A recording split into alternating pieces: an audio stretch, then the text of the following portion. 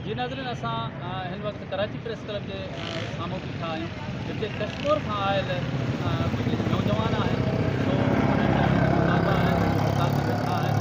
कल्ह खां वठी हिते जेको आहे त हड़ताल ते वेठा आहिनि। अचो त उन्हनि खां पुछो त उन्हनि खां कहिड़ा मुतालबा आहिनि। जी कल्ह खां जेको आहे असांजो प्रोटेस्ट स्पेशल एजुकेशन मुलाज़िम जेके लथल आहिनि 2012 खां अपॉइंटमेंट थियल हुया, 2015 में सैलरी ब्लॉक कई वई आहे, त उनजी जदोजहद में असीं निकिता आहियूं। कल्ह जेको कड़ी ख़ुदा वठी असांजो प्रोटेस्ट हुयो, उनखां पोइ असां जेको आहे हिते प्रेस क्लब अची असां एहतिजाज रिकॉर्डिंग करायूं पिया अॼु, ऐं उनखां अॼु 2-3 ॾींहं हिते एहतिजाज रिकॉर्ड कराईंदासीं। जेकॾहिं को हुकूमत जो को बि नुमाइंदो न आयो त असीं जेको आहे एहतिजाज जो जेको आहे दाइरो अख़्तियार असांजो CM हाउस हूंदो। त इन करे जेको आहे असांखे जेको आहे राइट, लीगल राइट आहे। पीपल्स पार्टी जेको आहे हमेशह हक़नि जी ॻाल्हि कई आहे, मज़दूरनि जी ॻाल्हि कई आहे, एम्प्लॉइज़ जी ॻाल्हि कई आहे, ऐं हींअर बि 16,000 एम्प्लॉइज़ जेके बि आहिनि वफ़ाक़ जा, उहे जेके आहिनि वफ़ाक़ लाथा आहिनि हींअर इमरान ख़ान जे टेन्योर में। ऐं जेको आहे धुर जेकी बीठी आहे उहा आहे जेको आहे पीपल्स पार्टी बीठी आहे, ऐं मुल्क जा नामियारा फारूक एच नाइक, रज़ा रब्बानी उन्हनि खे वकील करे ॾिना आहिनि 16,000 मुलाज़िमनि खे। असीं त उन्हनि जे जेको आहे गवर्नमेंट, सिंध गवर्नमेंट जा मुलाज़िम आहियूं। असां सां इहा नाइंसाफ़ी न कई वञे। बराए महिरबानी CM ऐं चेयरमैन बिलाल भुट्टो जी गुज़ारिश आहे त असांजा जाइज़ मुतालबा मंज़ूर कया वञनि। एहतिजाज जे लाइ निकिता आहियूं। 2012 खां असां स्पेशल एजुकेशन ज़िले कश्मीर जा मुलाज़िम आहियूं, 74 जो तादाद आहे। 2012 में भर्ती थियासीं। 2012 खां 2016 ताईं असांजो ID जेको पघार ऐं 2016 खां हिन वक़्तु ताईं असां स्टेट जा चकर काटे काटे असां थी पिया आहियूं। असांजी पघारूं जेका सो ID बंदि कयूं बिना कंहिं जवाब जे, बिना कंहिं नोटिस जे असांजो ID बंदि कयूं आहिनि। असां सिंध गवर्नमेंट खां पाकिस्तान पीपल्स पार्टी जी आला क़यादत खां पाकिस्तान पीपल्स पार्टी बिलावल भुट्टो बरदारी साहब खां अपील कयूं था त बराए महिरबानी ज़िले कश्मीर जे स्पेशल एजुकेशन जे मुलाज़िमनि जूं IDs खोले वञनि ऐं उन्हनि जी बुक्स बदहाली ख़तमु कई वञे।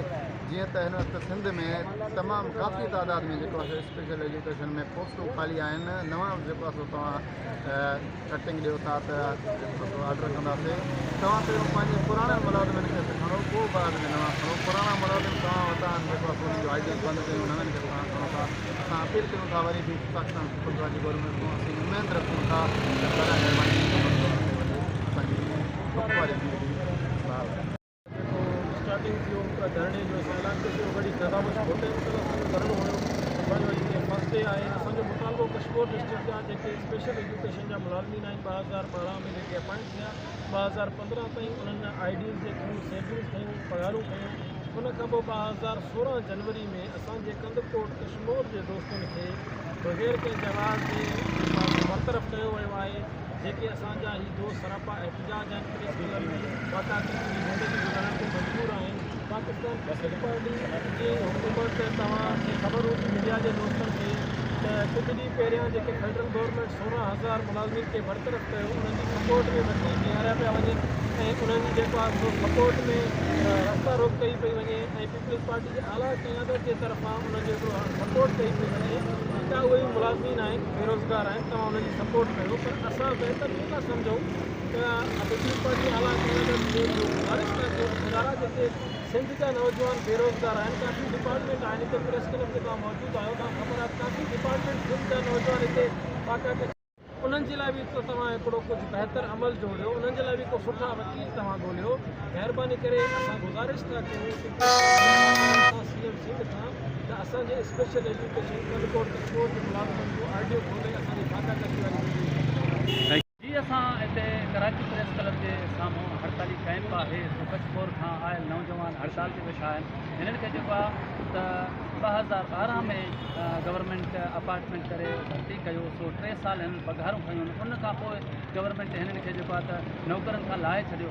उन्हनि जो इहो चवणो हो त असांजो कराची अचण जो इहो ई मक़सदु आहे त असांजा बच्चा बुख ऐं बदहाली जा शिकार आहिनि ऐं सो असांजो ॿाहिरि कई वञे ऐं असांखे ॿीहर बहाल कयो वञे। फारूक भंगवार, सोच TV, कराची।